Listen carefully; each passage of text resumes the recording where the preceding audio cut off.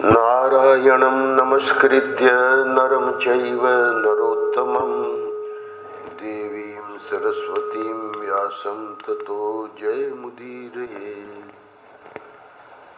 नारायण नारायण नारायण नारायण।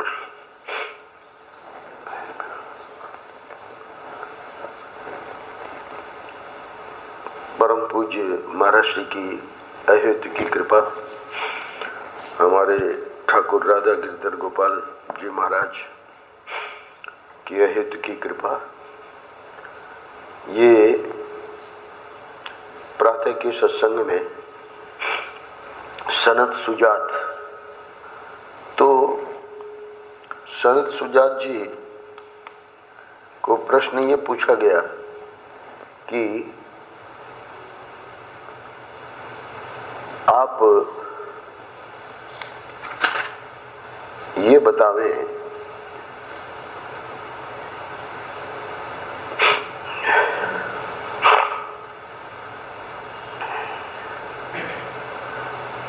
कि विद्वान पुरुष यहाँ सत्य स्वरूप परमात्मा के जिस अमृत एवं अविनाशी परम पद का साक्षात्कार करते हैं, उसका क्या स्वरूप है।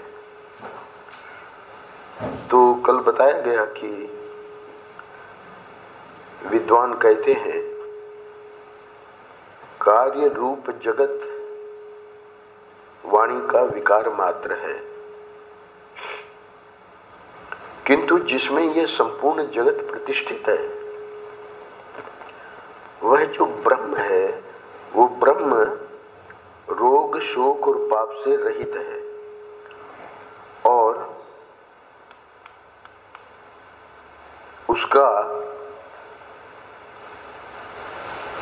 महान यश सर्वत्र फैला हुआ है। उस नित्य कारण स्वरूप ब्रह्म को जो जानते हैं वे अमर हो जाते हैं, अर्थात मुक्त हो जाते हैं।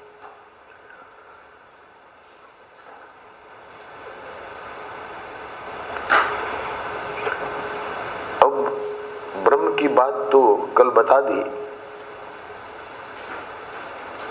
3, 4, 5, 6 श्लोकों में। ये थोड़ी सूक्ष्म है, इसलिए हमेशा जब भी ब्रह्म की चर्चा होती है तो महापुरुष लोग उसके लिए साधन क्या है, तो साधनों की चर्चा पहले कर चुके हैं। पर अब चूंकि धृतराष्ट्र ने ये ब्रह्म का प्रश्न पूछ लिया है, तो एक बार फिर से थोड़ा सा साधन की चर्चा कर रहे हैं।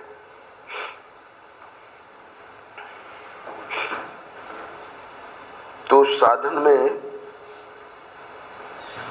क्या करना है, क्या नहीं करना है, नहीं करना है अगले अध्याय में बताते हैं, बता चुके हैं, फिर दोहरा रहे हैं। ये 12 महान दोष हैं जो मनुष्यों के प्राण नाशक हैं। हे राजन, ये नहीं करने। शोक, क्रोध, लोभ, काम, मान, अत्यंत निद्रा, ईर्ष्या, मोह, तृष्णा, कायरता, गुणों में दोष देखना और निंदा करना। 12 दोष यहाँ गिनाए हैं। इनको कहा है कि मनुष्यों के प्राण नाशक है। इसमें कायरता को गिनाया है, तो दोष तो हम सब लोगों को प्राय काम, क्रोध, लोभ, मोह, मद, मात्सर्य ये सब आ जाते हैं। कायरता के संबंध में हमने दक्षिण में जब थे तो एक बहुत सुंदर किसी पत्रिका में ही, शायद अध्यात्म की पत्रिका में हमने पढ़ा, हमको अच्छा लगा, फिर उसको हमने अपनी डायरी में ले लिया। मसूरी के एक महात्मा थे, बहुत सिद्ध कोटि के महापुरुष। किसी पत्रकार को पता लगा,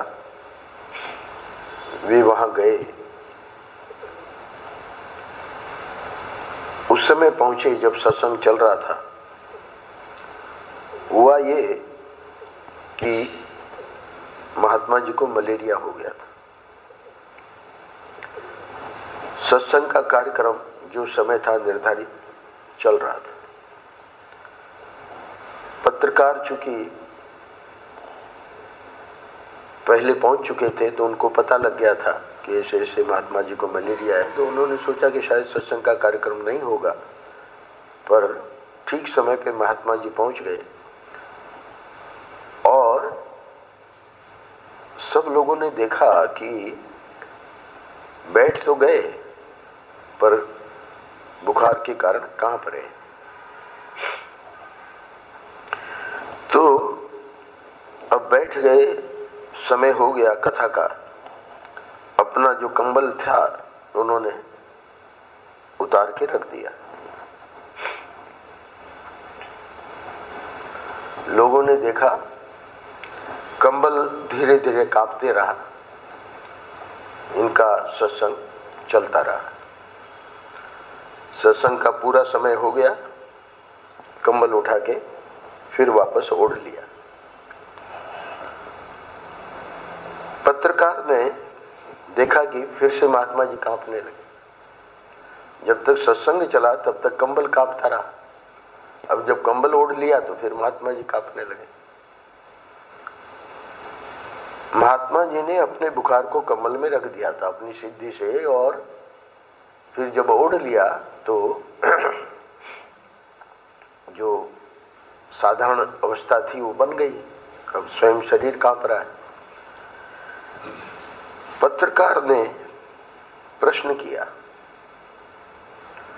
पत्रकार ने पूछा कि जब आपको पता है कि हम अपना बुखार इस कंबल में रख सकते हैं तो इसको वापस ओढ़ने की जरूरत क्या है, क्योंकि अब तो आप कांप रहे हो, आपका शरीर कांप रहा है, अब तो कंबल नहीं कांप रहा है।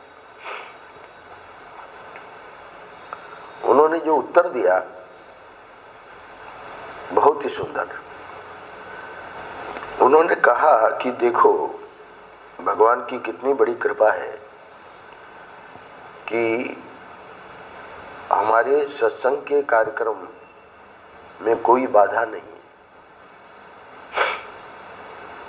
अब अगर हम इस कंबल को ओढ़ के अपने पर ये बुखार न लें तो ये हमारी कायरता है। अंग्रेजी में था वो, इट विल बी माई कावर्डाइस, ऐसे करके वो शब्द था। हमें तो बहुत पसंद आया। तो कायरता जो है इसको भी यहाँ सनत सुजात जी दोषों में गिना रहे हैं। मनुष्यों के प्राण नाशक है 12 महान दोष। कायरता तो हम जानते ही है, युद्ध में या जहाँ भी हमारी आवश्यकता है वहाँ से हट जाना। पर यहाँ एक अध्यात्म की दृष्टि से कायरता का जो प्रयोग मिला, कल हमारे वकील साहब ने ये जो आखिरी श्लोक है 31वां, इसमें ब्रह्म को लेकर, क्योंकि हम लोग वेदांत का चिंतन करते रहते हैं, तो यहाँ ये कहा कि विद्वान कहते हैं कार्य रूप जगत वाणी का विकार मात्र है, किंतु जिसमें यह संपूर्ण जगत प्रतिष्ठित है वह ब्रह्म रोग शोक और पाप से रहित है और उसका महान यश सर्वत्र फैला हुआ है। ब्रह्म को कह रहे हैं, उस नित्य कारण स्वरूप ब्रह्म को जो जानते हैं वे अमर हो जाते हैं, अर्थात मुक्त हो जाते हैं। तो यहाँ एक प्रश्न उठता है कि जगत को कार्य कारणात्मक कहा गया है और यहाँ शब्द प्रयोग कर रहे हैं ब्रह्म के लिए, नित्य कारण स्वरूप ब्रह्म। तो इसकी व्याख्या श्रीमद् भगवद गीता के 7वें अध्याय में भी है और आगे चल के भगवान ने 15वें अध्याय में और 13वें अध्याय में और फिर 15वें अध्याय में, 3 स्थानों में भगवान ने इस प्रश्न के उत्तर में 15वें अध्याय में विशेष रूप से बहुत सुंदर समझाया। द्वौ इमौ पुरुषौ लोके क्षरश्चाक्षर एव च क्षरः सर्वाणि भूतानि कूटस्थो अक्षर उच्यते। हे अर्जुन, दो पुरुष, यानी हम विभाग इस प्रकार से कर सकते हैं कि संसार में दो पुरुष हैं, एक क्षर पुरुष और एक अक्षर पुरुष। जितने सब भूत हैं ये सब क्षर हैं, और कूटस्थ जो जीव है वो जब तक ब्रह्म ज्ञान नहीं होता जीव का बाध नहीं होता, तो जीव को कूटस्थ कहा। वो अक्षर है, वही जगत का कारण है। नित्य कारण में ब्रह्म है, तो उसको फिर आगे बताया। ये दो पुरुष तो हो गए, क्षर और अक्षर। तो ब्रह्म जो है उसके लिए पुरुषोत्तम शब्द प्रयोग किया। उत्तम है पुरुषस्तु अन्य है। उत्तम पुरुष यानी पुरुषोत्तम जो है वो तो अन्य ही है, वो न क्षर में आवेगा न अक्षर में आवेगा। तो कार्य कारणात्मक जगत जो है उसी को अव्यक्त कह देते हैं, उसी को माया कह देते हैं, उसी को प्रकृति कह देते हैं, तो वो जगत का कारण हो गई। पर जो पुरुषोत्तम जो ब्रह्म है वो तो इन दोनों से अन्य ही है। इसीलिए नित्य कारण, नित्य कारण का अर्थ है अधिष्ठान। अधिष्ठान के बिना न तो अक्षर पुरुष हो सकता है न क्षर पुरुष हो सकता है। अगर वहां रज्जु ही नहीं है तो मंद अंधकार में वहां भ्रम भी क्या होना है, कोई भ्रम नहीं होना है। रज्जु का टुकड़ा पड़ा था, मंद अंधकार था, इसलिए हमको भ्रम हुआ कि वहां सर्प है कि और कुछ दूसरा, अनेक प्रकार के भ्रम हो सकते हैं। तो हमारे शास्त्रों में इसी को 7वें अध्याय में अपरा प्रकृति, परा प्रकृति और उसका जो अधिष्ठान है ब्रह्म, तो वहां भगवान ने कहा मत्तः परम परतरम नास्ति, मत्तः परतरम नास्ति नान्यदस्ति, कोई मेरे से अलग कोई चीज है ही नहीं। मयि सर्वमिदं प्रोतम सूत्रे मणिगणाय। तो वो जो ब्रह्म है वो नित्य कारण है का अर्थ है कि सत्य, चित्त और आनंद है। सुवर्ण जो है दृष्टांत में कोई बैठेगा नहीं फिट, क्योंकि सुवर्ण परिच्छिन्न पदार्थ है, माटी परिच्छिन्न पदार्थ है।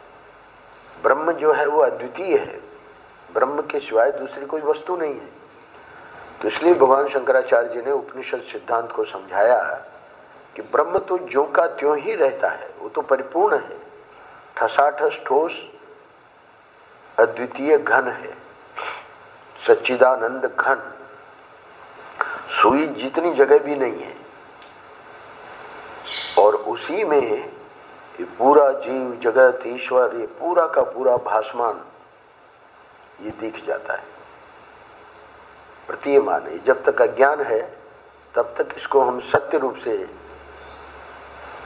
जानकर सुखी दुखी होते रहते हैं, और ज्ञानी लोग इसको जान लेते हैं। उसी को बता रहे हैं कि उस नित्य कारण स्वरूप ब्रह्म को जो जानते हैं वे अमर हो जाते हैं, अर्थात मुक्त हो जाते हैं।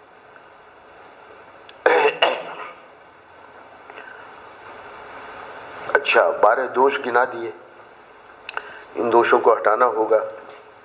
फिर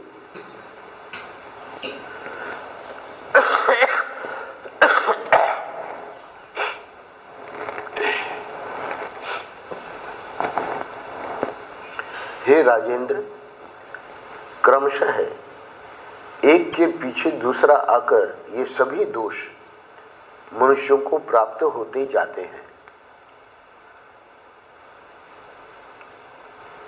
जिनके वश में होकर मूढ़ बुद्धि मानव पाप कर्म करने लगता है। 12 दोषों की श्रृंखला बता दी। लोलुप, क्रूर, कठोर भाषी, कृपण, मन ही मन क्रोध करने वाले और अधिक आत्म प्रशंसा करने वाले, ये 6 प्रकार के मनुष्य निश्चय ही क्रूर कर्म करने वाले होते हैं। ये प्राप्त हुई संपत्ति का उचित उपयोग नहीं करते।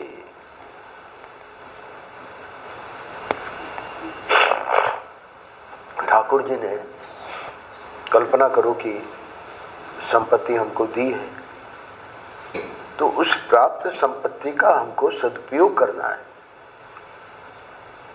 उसको रखे रखे और हम चले जाएं और फिर उसका दुरुपयोग होवे, व्यक्ति शराब पीवे और कुछ करे, सब गलत काम करे, तो 12 दोषों में उनको थोड़ा सा बता रहे हैं कि कैसे। तो पहले गिनाए थे 13, तो 6 और आगे 7 फिर से गिना रहे हैं। तो ये एक विशेषता है अपने शास्त्रों की, जो मुख्य बात होती है उसको दोहराते हैं ताकि वो हमारे हृदय में जम जाए कि गलती कहाँ हो रही है। संभोग में मन लगाने वाले, विषमता रखने वाले, अत्यंत अभिमानी, दान देकर आत्मश्लाघा करने वाले, कृपण और असमर्थ होकर भी अपनी बहुत बड़ाई करने वाले और सामान्य पुरुषों से सदा द्वेष रखने वाले, ये 7 प्रकार के मनुष्य ही पापी और क्रूर कहे गए हैं। तो पहले 6 गिनाए, फिर 7 ऐसे 13, ये पहले कह चुके हैं एक बार। अच्छा, ब्राह्मण के जो 12 महान व्रत हैं उसको भी बता चुके हैं, फिर दोहरा रहे हैं।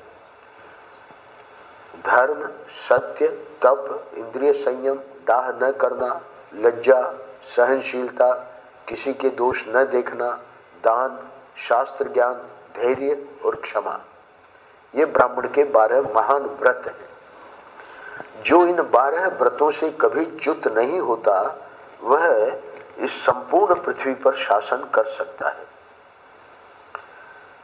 इनमें से 3, 2 या 1 गुण से भी जो युक्त है उसका अपना कुछ भी नहीं होता, ऐसा समझना चाहिए।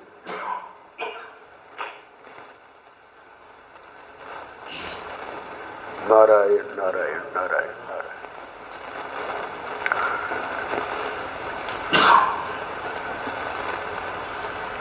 आज ठाकुर जी ने एक हमारे लिए विशेष व्यवस्था कर दी। आज निम्बार्क जयंती है, तो जो शंकराचार्य जी की आज्ञा है 9:30 से 10 वाला, वो कार्यक्रम आज हमको नहीं करना है। यहाँ का कल 1 घंटे का हमने 45 मिनट तो कर दिया, और जब भी राम भैया आवेंगे तो वो तो 7:30 से 8:30, 1 घंटा या 5-10 मिनट ज़्यादा हम सब लोगों को सुनाएंगे। और आज हमने उनको फ़ोन किया कि आज भी कुछ हम सुन लें। अभी अभी हमने आपको एक संस्मरण सुनाया मसूरी के महात्मा का, कि ठाकुर जी ने उनको इतना तो कर दिया कि जब वो सत्संग कर रहे थे तो उनका बुखार जो था वो कंबल में चला गया। कंबल कांपता रहा, सत्संग कर लिए और फिर कंबल ओढ़ लिए और फिर वापस शरीर कांपने लगा। तो किसी ने प्रश्न किया कि आप जब उसको कंबल में रख सकते हैं तो कंबल ओढ़ने की क्या जरूरत है? तो उन्होंने बहुत सुंदर उत्तर दिया कि ठाकुर जी की कृपा से हमारी जो दिनचर्या है उसमें कोई व्यवधान नहीं आ रहा है। तो अब भी अगर हम कंबल ना ओढ़े तो ये हमारी कायरता है। तो अब चूंकि आप लोग आते हैं, या तो एक तरीका ये है कि भाई फोन किया जाए कि स्वामी जी का गला ठीक नहीं है, तो हमने सोचा कि सब लोगों को फोन करने के बजाय राम भैया को बुला ले तो दोनों काम हो जाएंगे। थोड़ा सा हमको तो यहीं तक पहुंचना है जो कि रिपीटिशन है, और कल से वहाँ, कल नहीं, कल आप करेंगे, परसों से कल प्रतिपदा है, परसों से फिर आगे का प्रसंग ले लेंगे। तो ये बता रहे हैं कि इंद्रिय निग्रह, त्याग और अप्रमाद, इनमें अमृत की स्थिति है। बड़ा विस्तार में हम लोगों ने किया।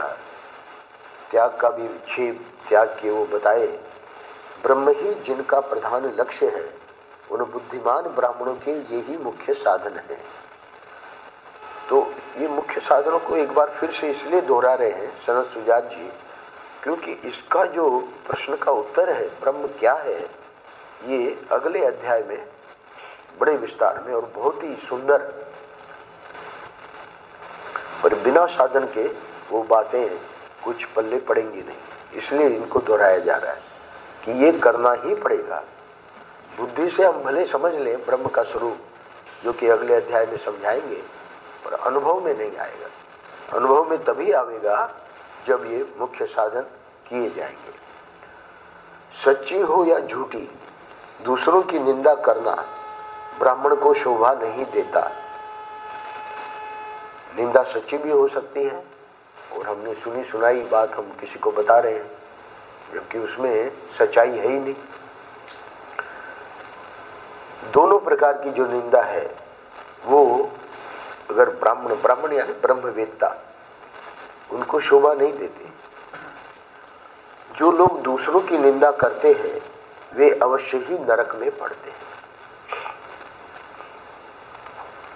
यानी नरक की सीट रिजर्व है जो निंदा आदि में लगे रहते हैं। मद के 18 दोष गिनाए थे, जो पहले सूचित करके भी स्पष्ट रूप से नहीं बताए गए थे। लोक विरोधी कार्य करना, शास्त्र के प्रतिकूल आचरण करना, गुणियों पर दोषारोपण करना, असत्य भाषण करना, काम क्रोध पराधीनता, दूसरों के दोष बताना, चुगली करना, धन का दुरुपयोग से नाश, कलह, डाह, प्राणियों को कष्ट पहुंचाना, पूरे के पूरे 18 है। ये कह के, यानी उनको संतोष नहीं है सनत सुजात जी को, इसलिए कह रहे हैं कि वो स्पष्ट रूप से नहीं बताए गए थे।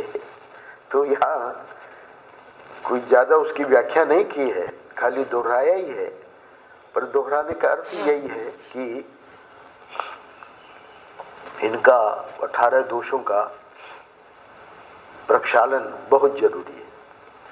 काम क्रोध पराधीनता, दूसरों के दोष बताना, चुगली करना, धन का दुरुपयोग से नाश, कलह, डाह, प्राणियों को कष्ट पहुंचाना, ईर्ष्या, हर्ष, बहुत बकवाद। कल मैं सुन रहा था ब्रह्मेशानंद जी, डिलीरियम, प्रलाप, बड़बड़ बड़बड़ बड़बड़ बड़बड़, आदमी बड़बड़ करता रहता है, बहुत बकवाद, विवेक शून्यता तथा गुणों में दोष देखने का स्वभाव। ये 18 फिर से गिना दिए। इसलिए विद्वान पुरुष को मद के वशीभूत नहीं होना चाहिए। पूरे के पूरे मद है ये 18 के 18, क्योंकि सत्पुरुषों ने इस मद को सदा ही निंदित बताया है। यहाँ पर हम विराम दे रहे हैं। अब ये कुछ नई बात भी इस अध्याय में बताने जा रहे हैं, उसकी परसों चर्चा करेंगे।